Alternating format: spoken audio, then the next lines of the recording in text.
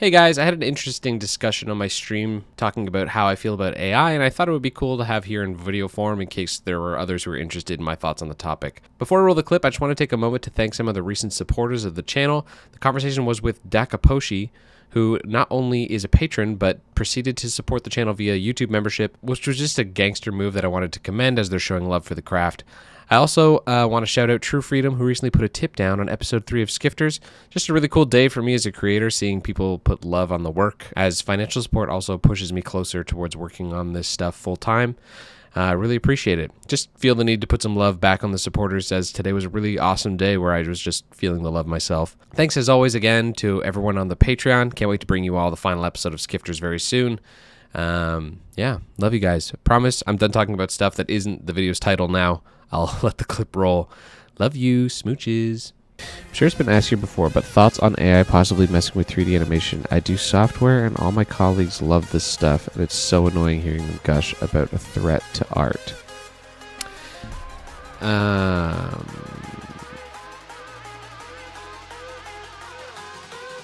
that case, maybe a podcast style vid. I don't know what you mean by that. But here's how I feel about AI with respect to animation, and it's not just 3D animation. These feelings are the same for any form of animation and any form of art. Number one,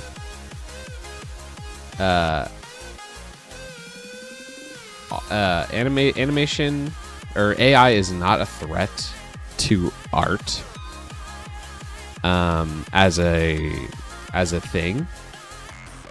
AI is a threat to some people's jobs. Yes. If you work in, if you work as a digital artist at some company, or you work as a voice actor at some company, or a sound designer at some company, your job, give a clarifying position of topic of passion. Yeah, it is a topic of passion that I can, try to be as transparent as I can. AI is a threat to some people's jobs. Yes. And that sucks. AI is not a threat to art in the capacity that, you're not going to be able to do art anymore. You could argue, some AI bro could definitely argue that you could do what I'm doing right now with AI, and there's no need for me. And sure, that's true. I don't believe in the argument that we're fine because AI looks like trash. That is not why we're fine, because AI is going to continue to keep looking more and more convincing, more and more good, faster and faster. It's only a matter of time before you're not going to be able to tell, what's AI and what's not. There's no question there. Am I worried about it? No, because it's not a threat to art, because it's not meaningful art, and it never will be. There will always be a market and a desire and a buyer for human-made stuff. Just like you're saying, oh, I'm frustrated about people talking about AI. So am I. But the existence of AI doesn't make me go, well, there's no point, because I'm making this stuff because I want to make it. And when I watch people's stuff, I want to watch human-made stuff, not AI-made stuff, right? I don't like watching stuff that's made by AI because that's super cringe and lame. When I watch something, all right, let's take Hiroyuki Maeshi, for example, animator that I really like, really respect. When I watch his stuff, I've never heard him speak. I've never met this person. But I know, because I've watched his stuff so much, I know what he likes. I know what he doesn't like. I understand his taste. I understand what he cares about. I understand the stuff that probably made him get excited to make. And I can probably point out some of the stuff where I'm like, he probably didn't love this as much. And I don't love all of his stuff, but I know what makes him tick.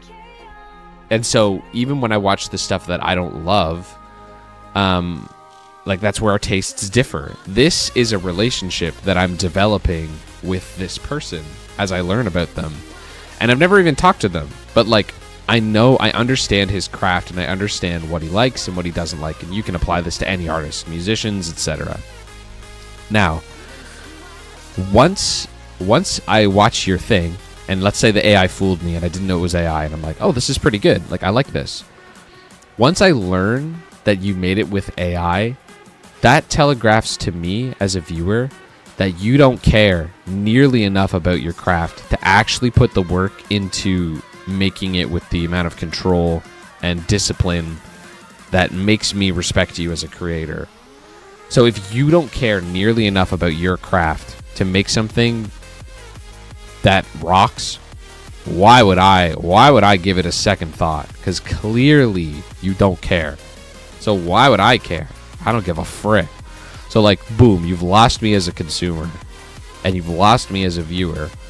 And the reverse is true. When I see somebody who's a true artist and makes something with their own hands, I go, man, this is awesome. And I'd rather something like that doesn't look, quote unquote, as good as AI can do it, because it's a reflection of that person's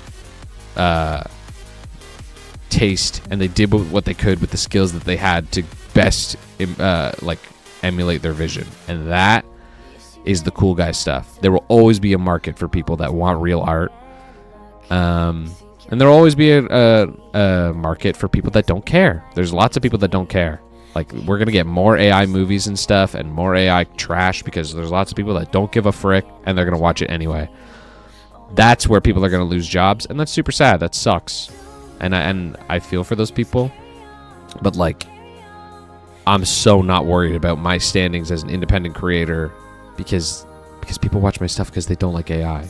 Like, that's always going to be the case, and that's a good thing. It's the same. I know. Cue some AI dude that's like, ooh, but it looks so good and it looks better than yours. No one cares about like the fact that you actually made it. Let me break it down in a way that maybe makes it more easy to understand for that person, because I know they're there. Imagine to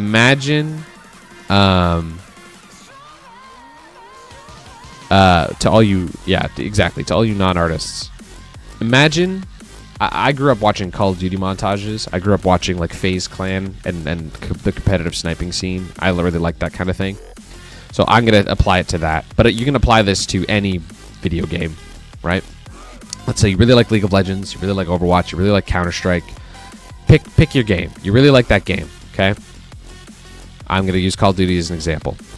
But applies to any competitive shooter, anything.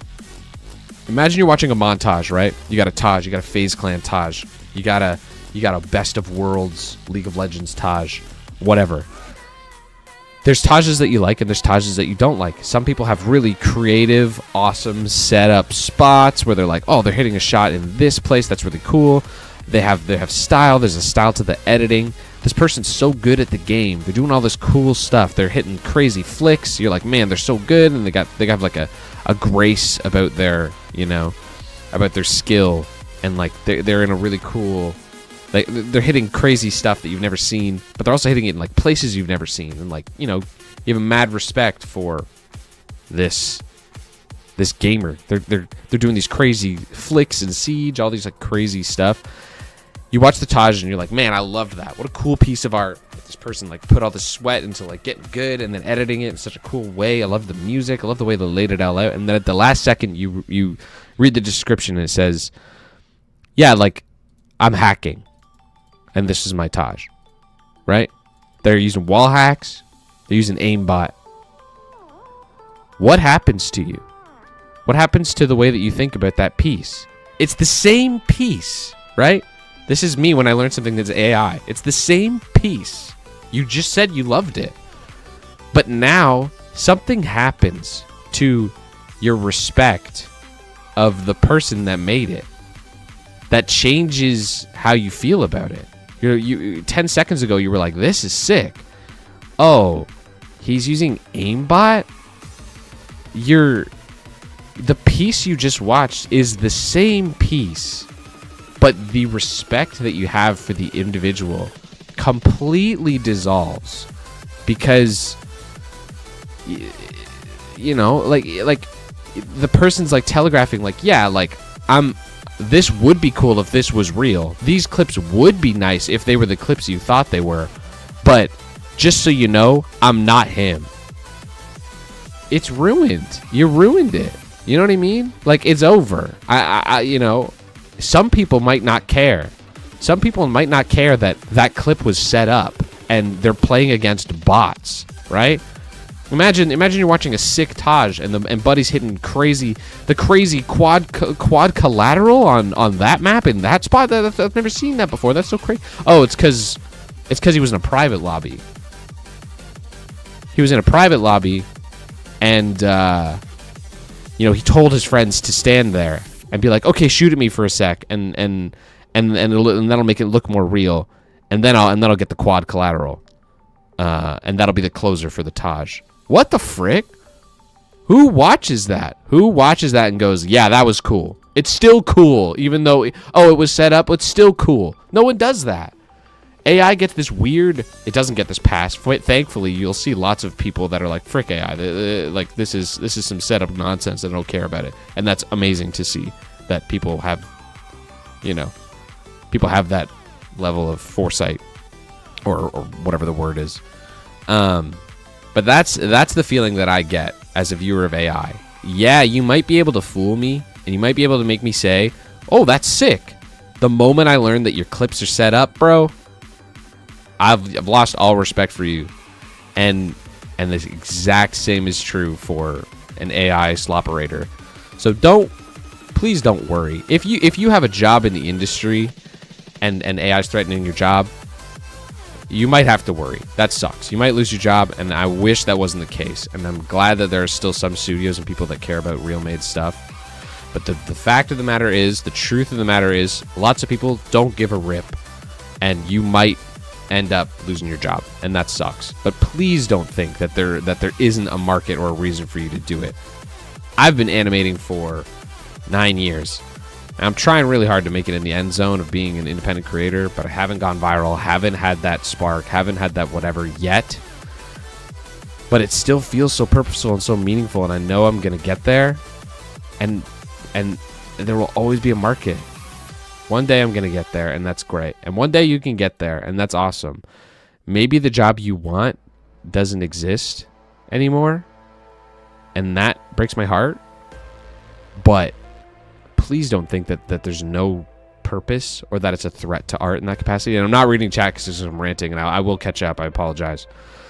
But I am here to watch your non-AI slop, and I am not alone. I promise you. Yeah, that's how I feel.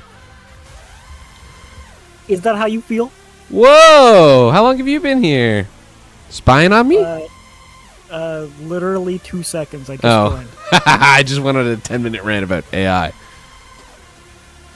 TLDR, AI's cringe. You're all caught up, KBC, but you knew that.